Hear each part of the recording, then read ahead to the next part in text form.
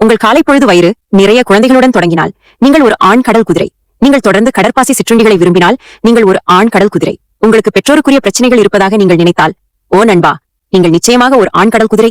ஒரு விஷயத்தை சரியாக புரிந்து கொள்வோம். ஒரு ஆண் கடல் குதிரை என்பது மிகவும் காட்டுத்தனமானது. பெரும்பாலான கடல் உயிரினங்கள் சுதந்திரமாக நீந்தும் போது ஆண் கடல் குதிரைகள் பிஸியாக இருக்கும், வயிறு நிறைய குழந்தைகளுடன். ஆம், நீங்கள் அதை கேட்டது சரிதான். கர்ப்பமாக இருப்பது அப்பாக்கள்தான்.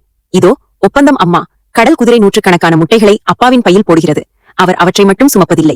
அவர் அடிப்படையில் அவற்றை அடைகாக்கிறார், உணவளிக்கிறார், வாரக்கணக்கில் பாதுகாக்கிறார். நள்ளிரவு சிற்றுண்டிக்காக எழுந்திருப்பதை கற்பனை செய்து பாருங்கள். ஆனால் அது கவனத்தை கோரும் 2000 சிறிய கடல் குதிரைகள்.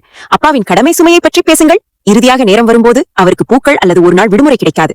இல்ல, அவர் பிரசவ வலியிலிருந்து அந்த குழந்தைகளை எல்லாம் ஒரு கான்ஃபெட்டி பீரங்கியைப் போல சுட்டுக் கொன்று விடுகிறார். அப்பா குழந்தைகள் நீந்திச் செல்வதற்குள் அவருக்கு நன்றி தெரிவிப்பதில்லை. அடுத்த முறை உங்கள் வேலை கடினமாக இருப்பதாக நீங்கள் நினைக்கும் போது ஆண் கடல் குதிரையை பற்றி யோசித்துப் பாருங்கள். நோய்வாய்ப்பட்ட நாட்கள் இல்லை, ஸ்பா விடுமுறைகள் இல்லை, வெறும் நீர்வாழ் அப்பா வாழ்க்கை. அங்குள்ள அனைத்து கடல் குதிரை அப்பாக்களுக்கும் மரியாதை. நீங்கள் கடலின் உண்மையான MVP-கள்.